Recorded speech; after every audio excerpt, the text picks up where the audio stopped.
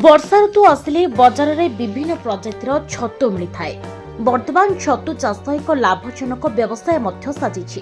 हेले किछि एपरि छतु अछि जहाँ ऋतु अनुसार प्राकृतिक भावे होइथाय। मड्डा भूद महलिया रुगुड़ा पाଳ छतु बिहिडेड बटम आदि भଳି कि भଳି छतु एबे बजार में मिलुछि। हेले छतु भितर राजा साजिछि रुगुड़ा छतु। यार स्वाद जेपरि दाम भी सेपरि। ए छतु वर्षा आरंभर प्रथम किछि दिन ही मिलिथाय।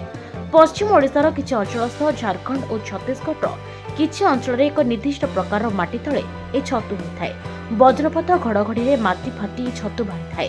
मात्र किछि दिन मिलुथिबारु एहार चाहिदा अधिक थाए एवं विटामिन और प्रोटीन ने भरपूर ए छतु।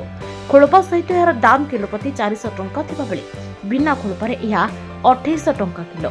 दाम अधिक हेले मध्य ताकु नेबा पई बाजार रे भिड़ जमी थाए। इटा अषाढ़ मास मिलची केजी होचे 400 छोड़ालाटा होचे 700 माने केजी 2800 2800 नहीं बिकले केनता चलमु मां कहो।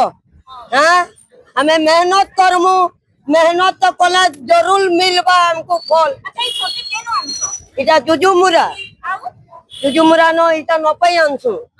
हां 300 लखा आनला 400 बिकसु। अच्छा ई छोटी केनते हेते केनो इटा माटी भितरे हेसी। माटी भितरे हेले एटा कुड़ी करी से माने आनसन आनले इटा से माने दसन बोला हमें 90 करलो। आ खाइसो भी बहुत दामी है। हां हेले केनता लागसी तार स्वाद भल लागसी। एतकी दाम हेचे जे गिल्ला बेले केनता लागसी ना बोले दिए से दाम हेले भी तो तमने खाउ जो ना बोले तिली तने भल लागसी खावा के। दर्शक को केते थर 300 वर्ष का फिर भी 5-6 थर केते किनसो। कम टाइम लाई मिलसी। हां हां